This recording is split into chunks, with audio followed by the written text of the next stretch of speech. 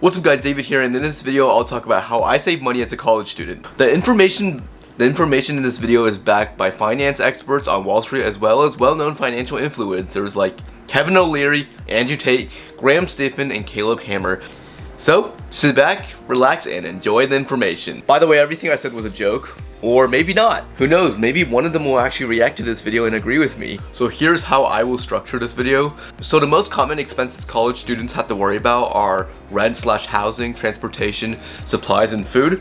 I will spend some time talking about each of those in this video. I will also spend some time talking about budgeting for your pets, since I have a couple pets and I have some experience with that. So if you have a pet, stick to the end. I will talk about specific products I use to keep my dog, my gerbil, and my fish alive and well.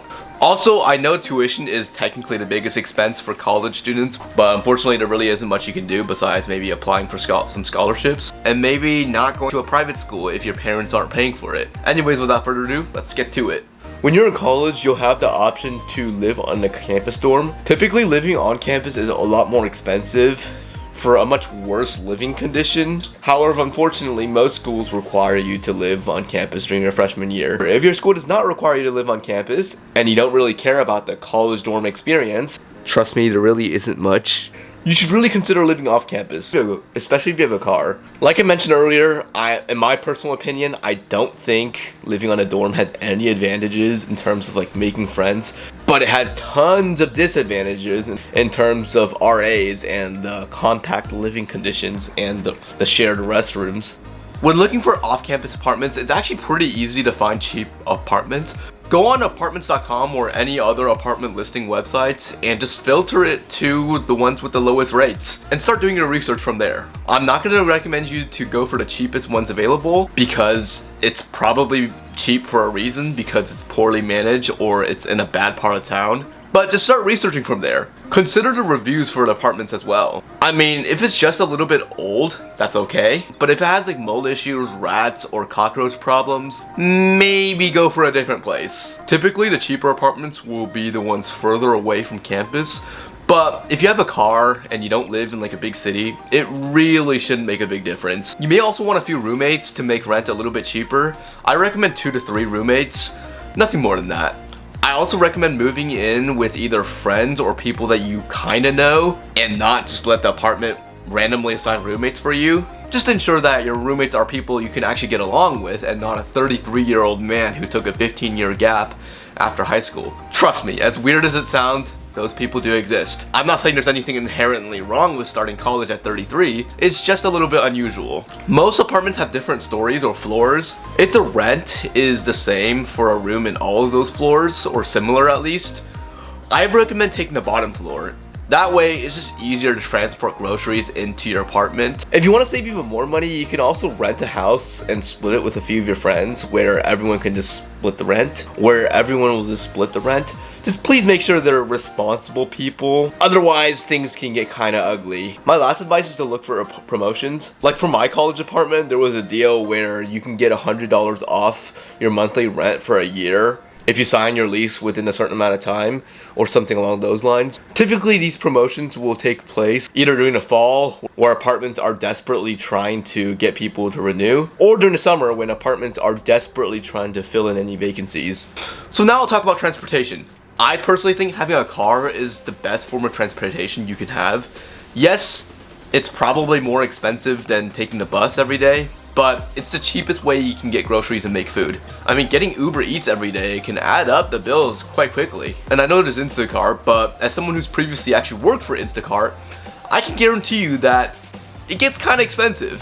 And trust me, Instacart shoppers can sometimes be idiots and accidentally give you like really low quality produce that expires in a day. I am confident you don't want that. Now, in terms of going to class, you can consider utilizing the bus, as parking permits on campus can get pretty expensive. Mine, I think, is like $350 a year, which is obviously a lot of money, but I just hate waiting for buses, so yeah, I think it's fine. So now let's talk about supplies. In terms of supplies, I'm talking about textbooks, laptops, things on your packing list, entertainment, and just pretty much everything you'll need. So I was lucky enough to be kindly gifted all of these basic items on my packing list from my lovely parents. But if you are in a situation where you need to purchase some of these items yourself, I would look on Facebook Marketplace before going on like Amazon or Walmart to buy it. You can honestly save up to 20 to 30% on an item just by purchasing it on Facebook Marketplace from someone who just opened the box. I mean, for example, this PC you see right here was built by mostly used parts. I got this chair used. You come over here, I got this fish tank used, which I'll talk a little bit more about later. Over here, I got this mini fridge that I use to hold my consoles unused. I got this TV for a very good price because someone was moving out and was going to throw it away anyways. And I also got my Nintendo Switch, which was barely used actually.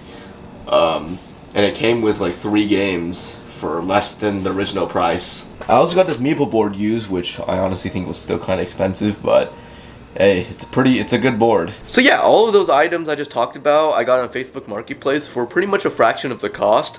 I probably saved over $1,000 on all of those items combined, simply by purchasing it used. In terms of entertainment, it's really up to you. Just make sure you cut down the subscriptions to as close to 0 as possible, and make sure you keep track of them. I cannot tell you how many times I've seen people accidentally have 2 Netflix subscriptions and because they forgot about one of them, even though they're still paying for it. Now, if music helps you get through the day and ads drive you crazy, get Spotify Premium. I'm all in for mental health, and so I'm not opposed to it. If you cannot mentally survive without playing online games on your PS5, sure, go ahead and get PlayStation Plus, or whatever that's called. I don't really play console games for that specific reason, but try to keep it at a minimum. Also, please don't waste your money on Chegg unless you're actually going to use like the textbook or the tutoring resources. Why would you pay 19 bucks to cheat on something you're already paying your tuition for? What are you doing? If you want to go out and drink, pre-game. You're gonna Uber to the bars anyways, I hope. Might as well get drunk both ways, so you can enjoy yourself while buying fewer drinks at the bars. If you want cheap drinks that are not beer,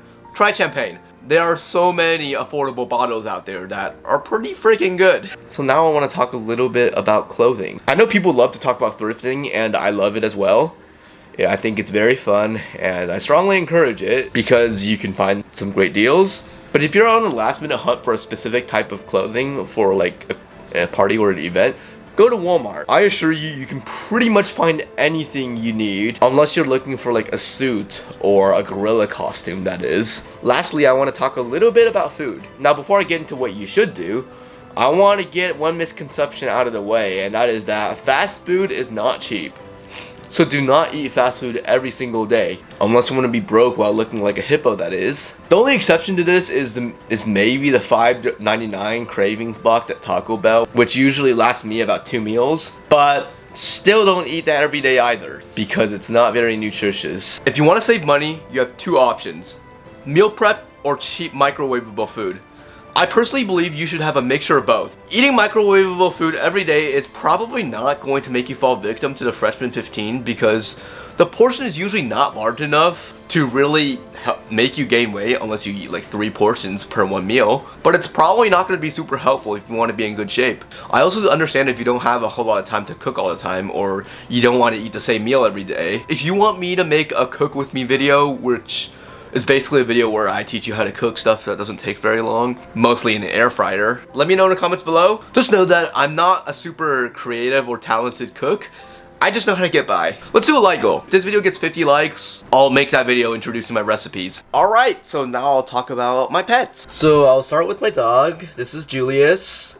I know I don't introduce him much on this channel, but here he is. He's kind of tired though. I feed him pedigree food. And yes, I know it's not the greatest quality of food out there, but it's cheapest that will easily keep your dog alive and well. I also use pedigree dental treats as well, which seems to have worked out pretty well. Luckily for me, my dog is just obsessed with food, that if I want to award him, all I'll need is to drop a few pieces of his regular food, because to him that's basically a treat. That way I can save money by not buying dog treats. I got the bed he's laying on right now from Walmart for like 20 bucks, which I think is a steal. And Walmart's also the same place where I get most of his toys. In terms of vet care, I like Vetco a lot. which if you don't know, it's the Vet Care and Petco. Now before you guys call me out in the comments for, you know, supporting pet stores because of how they make money selling animals from unethical breeding and animal cruelty, I get it. I've had small animals as pets for pretty much all of my life. However, this is like the only business I ever give to a pet store because everything else at PetSmart and Petco is just way too expensive. Coming back to why I chose Vetco, I've just never seen any veterinary service that is cheaper than Vetco. Vetco actually offers a service called Vetco Premium or something like that, which is like 19 bucks a month, and which basically grants you free appointments and other rewards. So if your dog is dealing with like a long-term health problem, this is certainly an option. I personally do not have this because my dog doesn't get sick very often, and I'm not the kind of person who would take him to the vet the second he gets diarrhea, because most of the time it's just because he ate something bad while I was walking him, and he normally recovers before I even have the chance to schedule an appointment. I also do pay to get him groomed, which is like $60. Pretty expensive in my opinion, but it's really my only option because I don't want my bedroom to be wet for a week. However, if you have a house with a yard, you could probably get by getting like a sandbox or something like that and just giving your dog a bath outside. This is Cedric, my gerbil's enclosure. I think he's asleep right now, but I'll put a video right here of him, you know, goofing around and chewing on stuff. Interesting story, I actually just got him recently. I lost my previous hamster not too long ago, and that's when I realized, as much as I love hamsters, they just don't live very long. Like in most stores or shelters, they are actually already a couple of months old. So you really only have about a year and a half if you're lucky to enjoy them. So when I was scrolling around Craigslist to see if a hamster needs rehoming, I stumbled upon a gerbil that needs rehoming, and I'm like, that's interesting. I've seen those around before, but I've never owned one. So I did some research and I found that gerbils are both diurnal, which means they're pretty active during the day, unlike myself, and they live a lot longer than hamsters.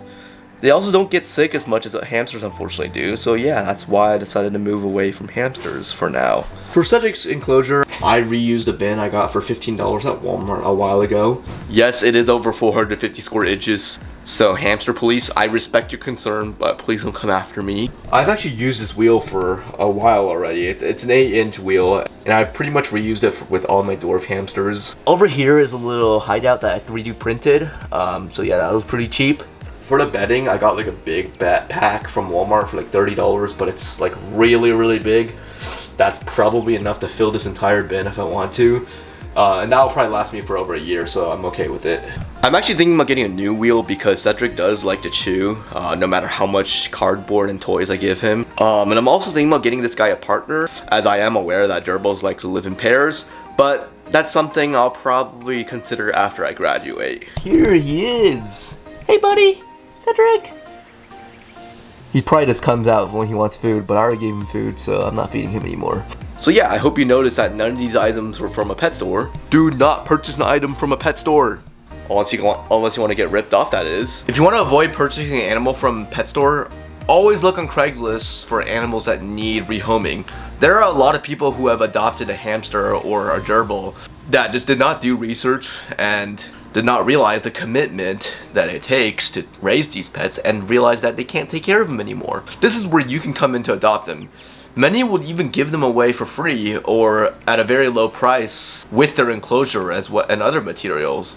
So that might come in handy. Just make sure you do the research, and if you want to get hamster or gerbil, make sure the bin is at least 450 square inches, because that's really their ideal size of an enclosure for them, as they're animals that like to run around. It's their home that they'll spend most of their lives in. For my fish, I actually did not spend a whole lot on the setup. I really need to clean the algae on the glass. It doesn't mean my tank is dirty, it's just kind of hard to look at right now. So I got this tank for about $10 on Marketplace. The filter was about $15 at Walmart. I decided to get a new filter because yeah, I don't want to cut corners on in that spot, because for those who know anything about fish keeping, a filter is literally what keeps a fish alive. This is the food I got from Walmart. They're flakes. I've been using these for like 2 years and I'm barely halfway through. My advice in saving money with fish tanks: always buy a used tank. You can almost always save money with it, especially for bigger tanks. Also, don't spend too much money on fish as a beginner. Fish are kind of fragile creatures and can die pretty quickly if you don't know what you're doing. So make sure you do your research and make sure the tank's big enough for the fish you want to get. If you've never had fish before, I recommend guppies, platies, and mollies, as those are usually the easiest to take care of as a beginner. Actually, a beta's probably the easiest, but they can only live on their own. So if you're okay with one fish, beta's probably your answer. Anyways, that's pretty much all I have. Thank you guys so much for watching this video. Hope you guys found this video helpful, and I'll see you guys next time.